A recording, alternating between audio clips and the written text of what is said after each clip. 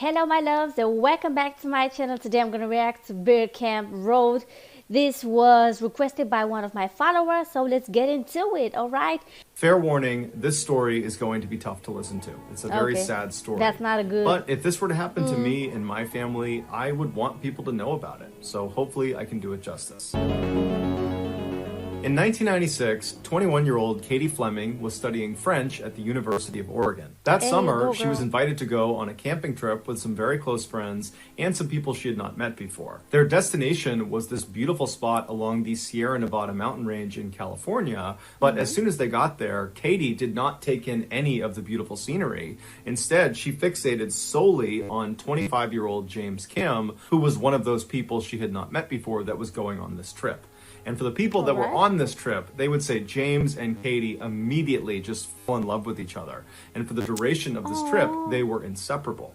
And then when they got back from this trip, James would actually move from Seattle to Oregon to be with Katie. And then after Katie graduated from college, the two got married in Las Vegas and then settled in San Francisco. James, who loved technology and always had, was quickly hired by a tech company to try out new technology and then write a review for the average consumer. Basically, James got paid to play with toys, and so he loved his job. The couple also opened 2 boutique stores in San Francisco. One was an apothecary. It's an apothecary table. Could just imagine that this is where they kept all the stuff to make their potions. And the other sold eccentric clothing, and those 2 shops were managed by Katie full-time. By 2006, the Kim family had become very successful financially, and they had grown in size. They had a 4-year-old daughter named Penelope and a 7-month-old daughter named Sabine. Katie and James both adored their kids. But James especially was known for blowing off virtually everything and anyone to be with his daughters. In fact, his friends and family would say you couldn't even have a conversation with James if his daughters were in the room, because James would get distracted and just stare at his daughters and then would eventually just leave mid-conversation to go play with them. James was also known to bring his daughters to work virtually every chance he got, even if it really wasn't allowed at this company. On Friday, November 17th, James, Katie, and their 2 daughters loaded up into their station wagon and then drove north to Seattle. They planned on spending Thanksgiving with James's aunt and uncle who lived in the city. And also, James and Katie were considering leaving San Francisco and moving elsewhere, and Seattle seemed like a natural landing spot for them. So this trip served nicely as a chance to see family and to explore the area. And so late on Friday night, after a very long trip, they finally arrive in Seattle, and for the next couple of days, they have a wonderful time visiting with family and having Thanksgiving dinner. On Friday, November 24th, Look, I know it's a picture from the internet, but who even dared to put that any place, like Instagram, Facebook, Twitter? Who even said, yeah, oh, I just made this food, let me upload this picture? I mean, do you see how burnt that turkey is? I mean, I think that the thing on top is bacon, but you do realize that that bacon is burnt to crisp. I mean, it's not even crisp, it's burnt to ashes. That literally feels like charcoal. I mean, oh my god, whoever said, yo, let me upload this picture, you know, they have the biggest balls in the history of humankind.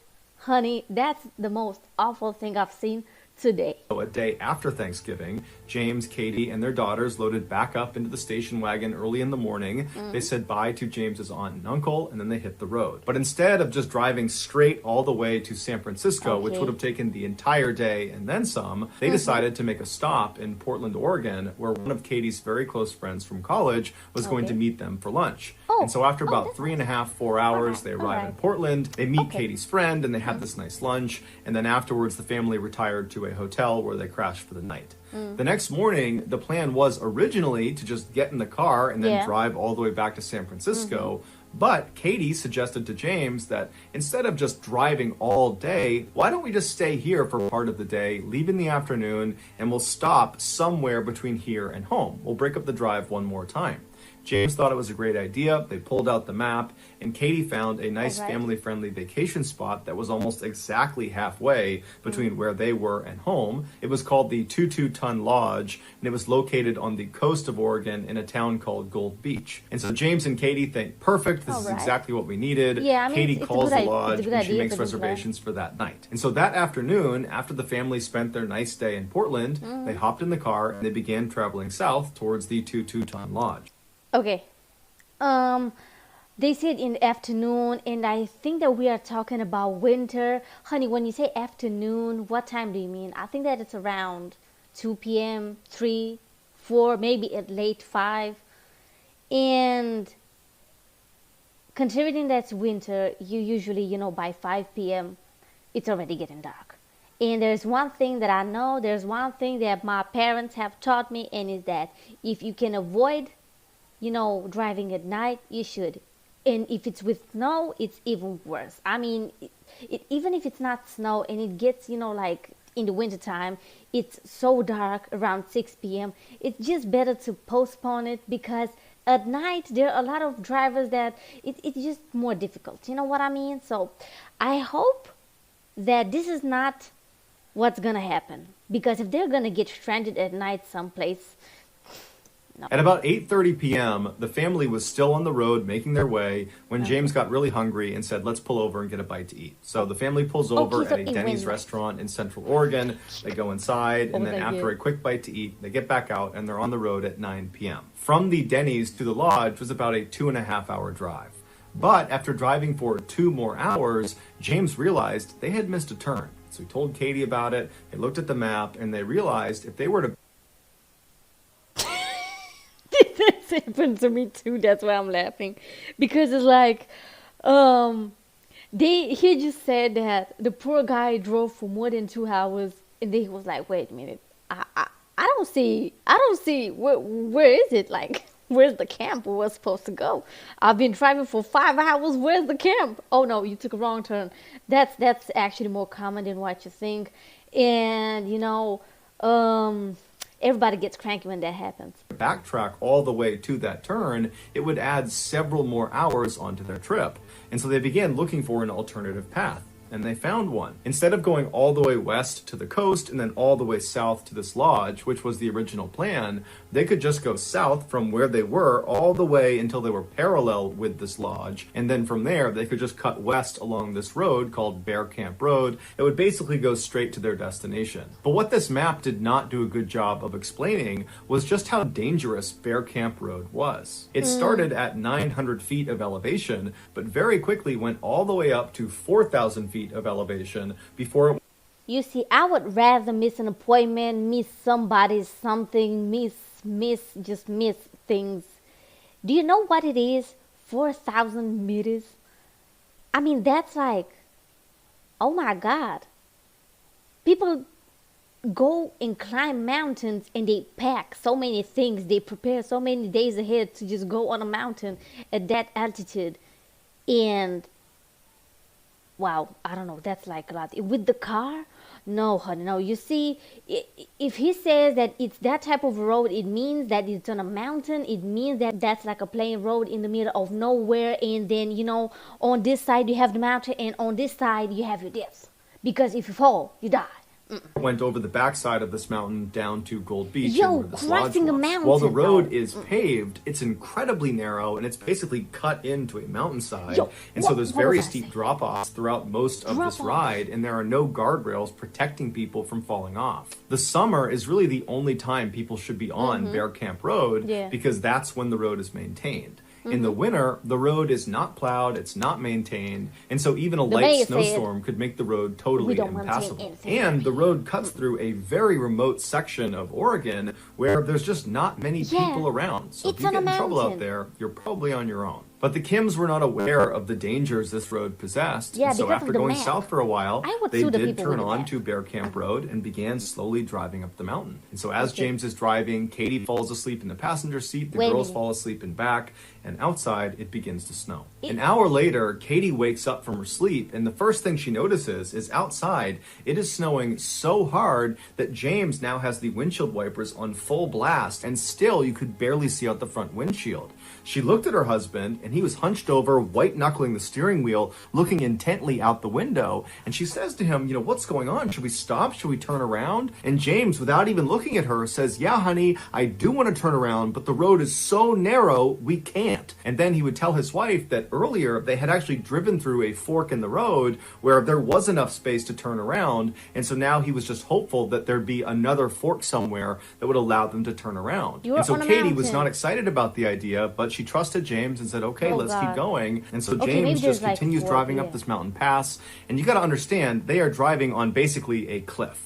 On the left side, left of James, is just a sheer drop-off, and the road is totally slick from the snow. And so periodically, as James is driving, even though he's only going about 5 miles an hour, he would begin to slip and slide, and he's right on the edge of this cliff. And so it was a very, very stressful ride, and after several more miles of this, they were not reaching any turnaround. In fact, they would have to periodically stop on inclines, put up the...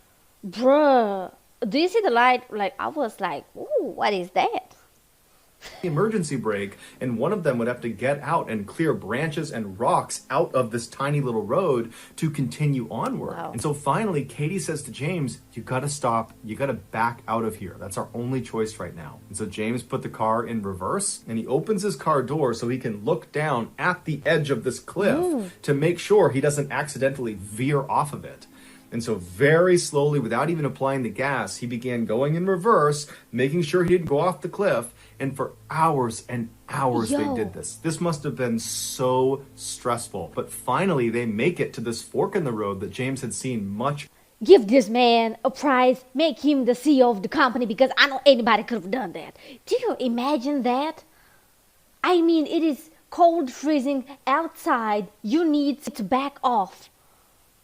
And you're like, wow, whoa, God, wow, Jesus. Earlier, and they're able to make a decision. They had two paths they could take. They could turn around completely and drive nose out along the path they came in on all the way to the highway, but that was a very far drive, and they knew that road was treacherous, and there was a cliff drop-off, and it was really just as dangerous as what they had been on, and they really were not keen to be on that road considering the weather. Or they could turn left and go down the mountain on this path that was way wider than the paths they were on. It was like this huge road, and it looked like it went straight to the bottom of the mountain. And they're thinking, we don't know where this goes. The signage is not clear where this goes.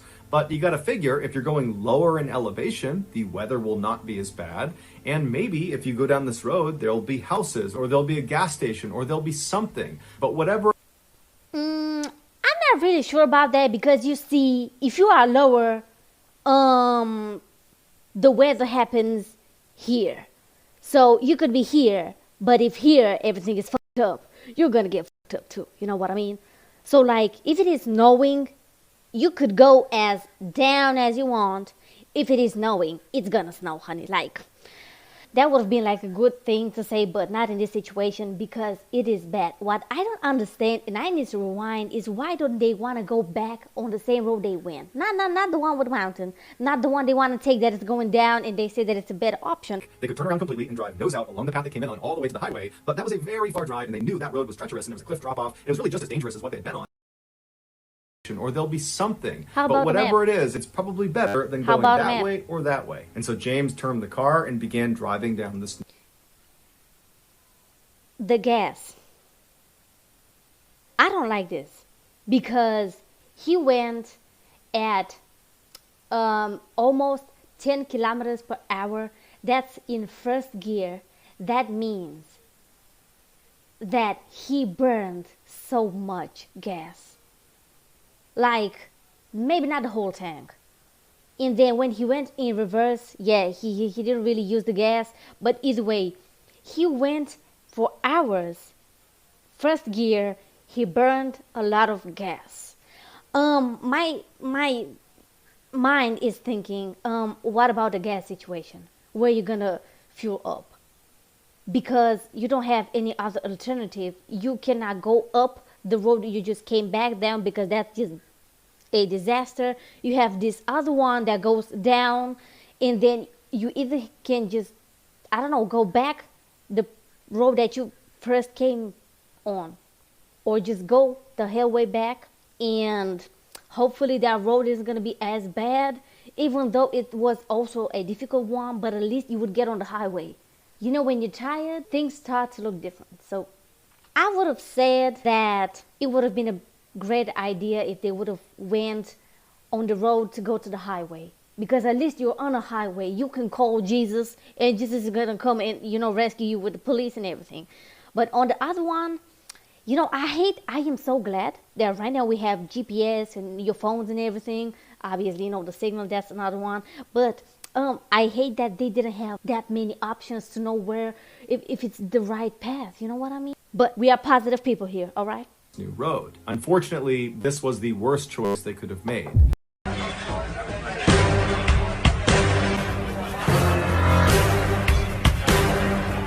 What? I just said that I'm positive. And then he says, this is the worst choice they could have made. You know what?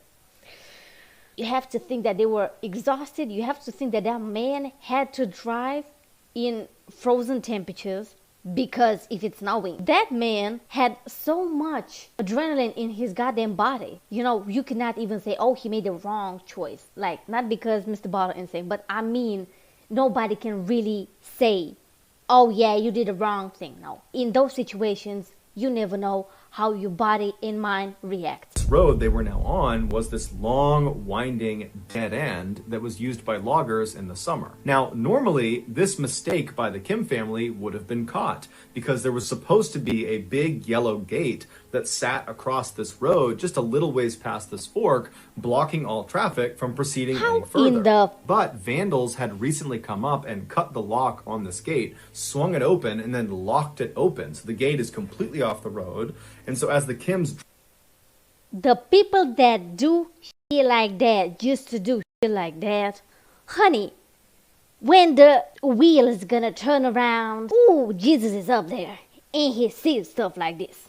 That's all that I'm saying. I didn't thought it was a dead end. I just thought that it was like a trail and that's it. Like you would go from here, blum, to the other side, and then you would go by your business. Drove past where they normally would have been stopped. They didn't even see a gate. There was no gate anywhere, and so they just kept on driving. And from where this gate should have been, the road went from paved to dirt and full of potholes, and it narrowed considerably. The couple drove for 15 miles on this very tight, winding road that once again was on a cliffside until finally they reached another fork in the road where they could either go right or they could go straight, but there was no sign telling them which way led to what. And so James stopped the car right in the middle of this intersection. What about the map? And he and Katie look at each other and they know they're in trouble. So they get their phones out and they try calling for help, but they have no service. And so as they're struggling to place calls, one of them realizes it's no longer snowing. It's actually raining, and a lot of the snow on the ground seems to be getting washed away. And so after not being able to place calls for several minutes, they decide, you know what, it's 2 a.m, we're tired, let's sleep here, we'll leave the car running, it'll be nice and warm,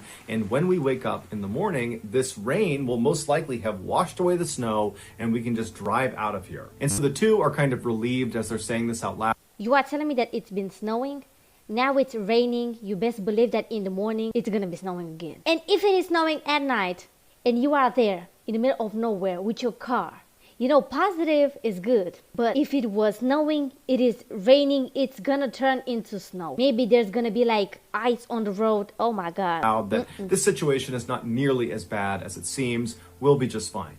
And so Katie, James, their 2 daughters, they fall asleep with the car running. It's nice and warm. And when they wake up, Katie and James realize it's gotten much, much worse. At some point in the night after they fell asleep, the temperature must have dropped again, and that rain became very heavy snow. And so all the water on the ground froze, and then almost a foot of snow fell on top of it. They were stuck. But Katie and James, they didn't panic because they remembered when they first turned onto Bear Camp Road, they had seen a plow truck parked off of the side of the road. And so to them, that meant if it snowed along Bear Camp Road, it would get plowed. And so that day, the Kims just stayed inside of their car and they ate snacks and they read books and they kept the heater on and they waited to be rescued.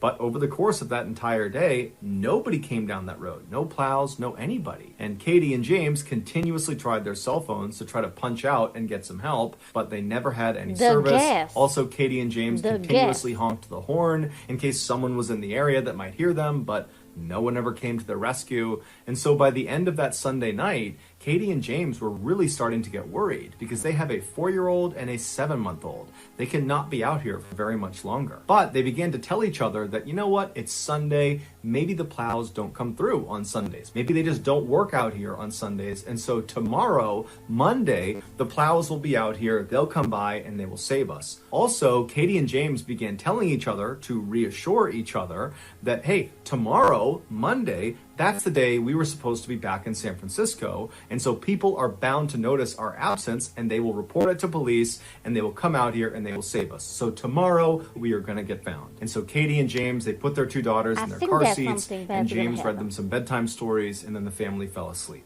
The next day, Monday, the family did a lot of the same things they did the day before. They sat in their car, they kept spirits high, they tried to use their cell phones, which didn't work, they honked their horns to get people's attention, that didn't work, they tried to ration their food, and the whole time, they're keeping their eyes up each side of this road they're on in hopes a plow comes through. But all day... I've seen a few movies, and I think that one of the things that has always stuck with me is that I remember seeing this in World War Z with Brad Pitt when he said that movement is life. I used to work in dangerous places, and people who moved survived, and those who didn't. Movimiento es vida. Movimiento es vida. I'm not speaking about the situation. I'm speaking in general of people that go through any type of thing. You cannot stay in a bad place and hope that someday it will just get better just because. It could, but that's a bigger risk. And if I hear that by the end of the night, none of their parents and family and friends are not going to say anything, as of that moment, I will have no parents, no friends. I would be born because Jesus wanted me to. I would have no contact with anybody. At least I would just go and I would, I don't know, maybe cut their tires, of their cars, but that's it. Day long, no trucks, no plows, nothing comes down this road. Meanwhile, back in San Francisco, the family's absence was noticed by a family friend, but they didn't report it to police because they figured the Kim family had just decided to stay out a little bit longer and they would be back soon. By Monday night, Katie and James were officially terrified. They were almost out of fuel in their car. They were almost out of food. In fact, to compensate for their low amount of food, Katie had begun not only breastfeeding her 7-month-old, but also began breastfeeding her 4-year-old. Also, outside of their car, bears began kind of assembling and checking them out. And at first, Katie and James would scream and yell and try to scare them off, but the bears ultimately were not that fazed by them. They were not aggressive, but it meant the family did not feel comfortable getting out of their car. And so they're in this very claustrophobic situation where they are literally trapped inside of this small car where all the windows are covered with snow and they can't go anywhere. Wait, come on, look. You didn't even try to take the snow of the car? That can make the inside so much more cold. It's a cold thing on top of your car that cold travels. Right, got me some juice?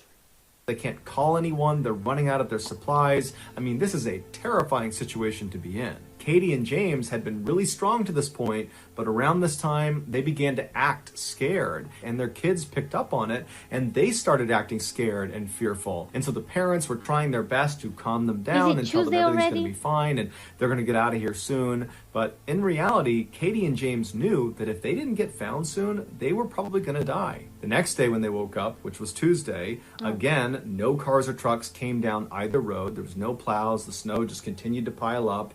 And the food was running unbelievably low to the point where James actually left the car and went out looking for bear droppings because there's bears all over the place now.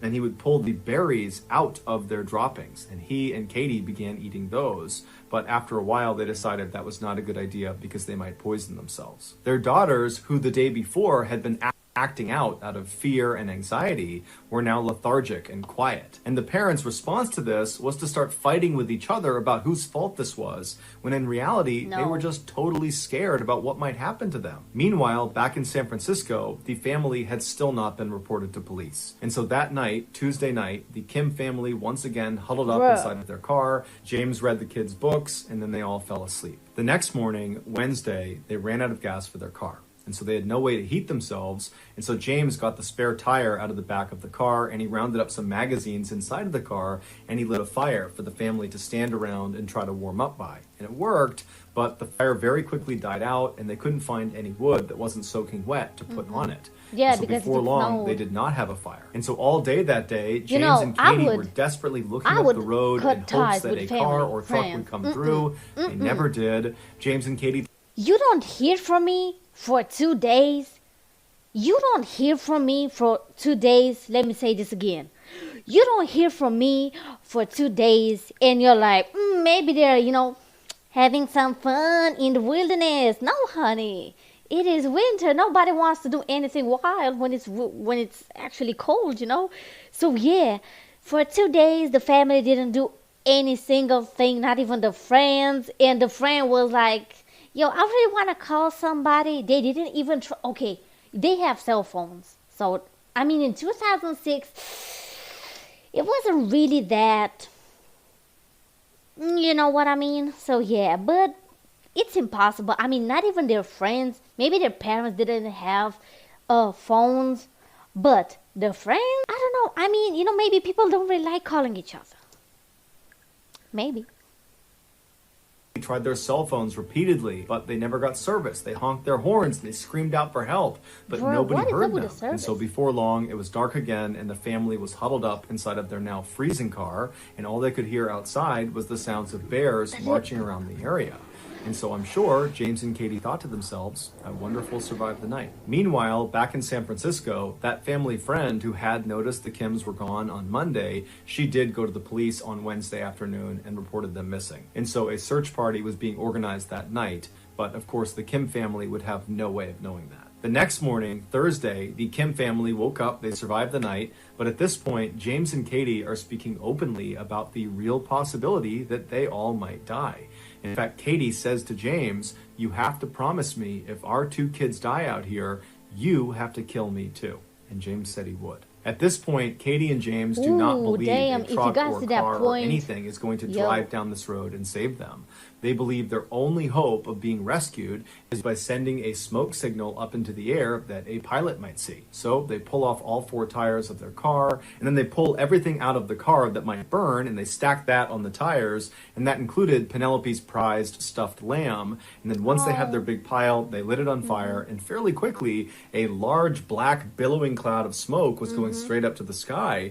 And for a minute, the Kim family was very optimistic that they were about to be found, that certainly someone was going to see the smoke and come find them. But unfortunately, the fire burned out very quickly, they couldn't light it again, and nobody flew overhead. And so before long, the family is once again huddled inside of their freezing cold car that night.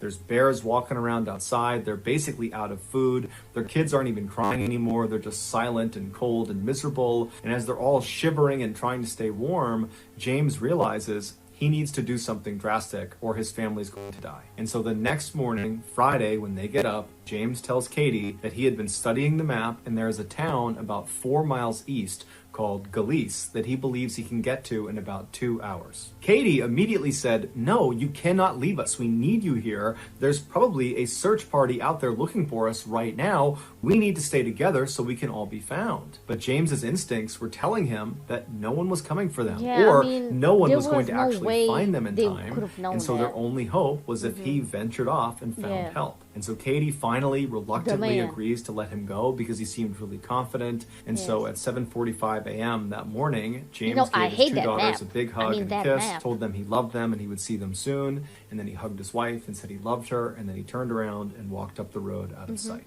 At the same time, unbeknownst to the Kim family, hundreds of searchers and helicopters are all over Bear Camp Road looking for them. 2 days later, on Sunday, December 3rd, so a week after the family had originally gotten stuck, a helicopter pilot that was part of the search effort was flying around Bear Camp Road when he noticed footprints in the snow below. When he started following these footprints, and eventually the footprints kind of disappeared under some trees.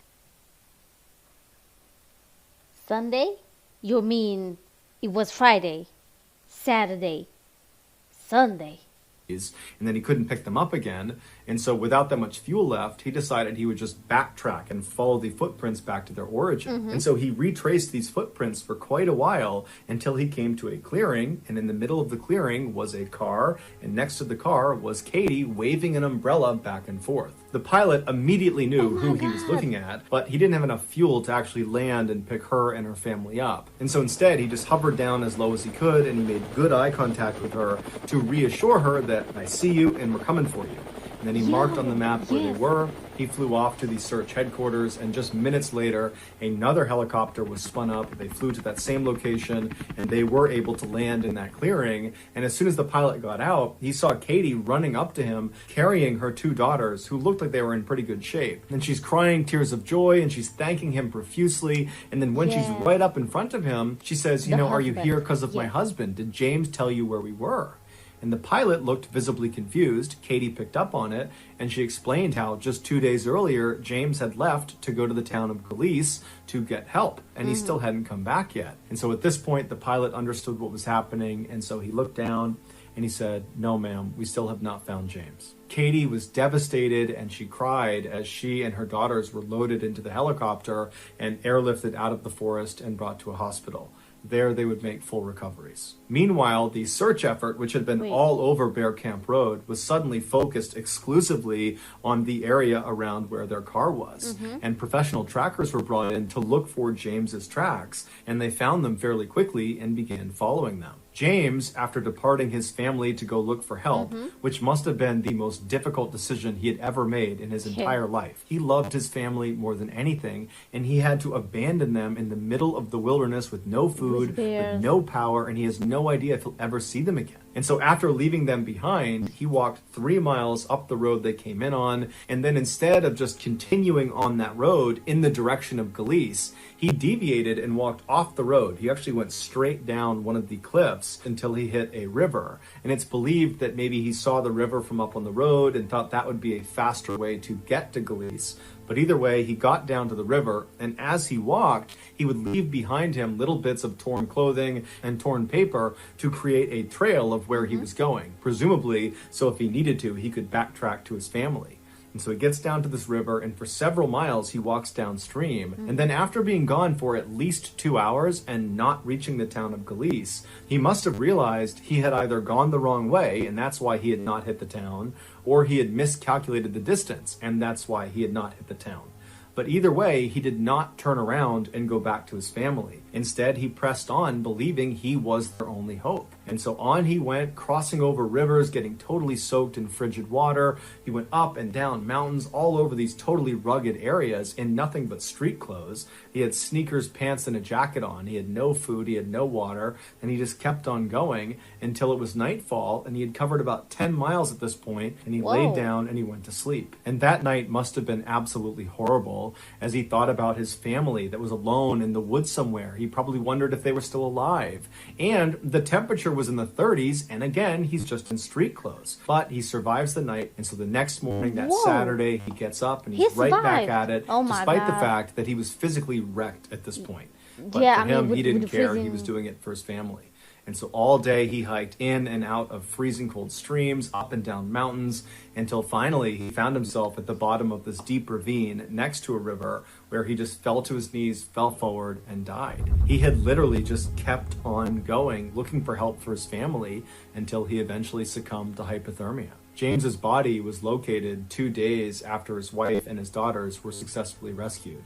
It would turn out the town of Galice was not 4 miles away from the family's car. It was about 15 miles away, but that's from point A to point B on a map, like a straight line. But when you actually are hiking in the wilderness, you don't go in straight lines because there's mountains and there's rivers and there's things that get in the way. And so in order to get to Galice from where their car was, James would have had to travel 30 or 40 miles, zigging and zagging up over 4 different mountains.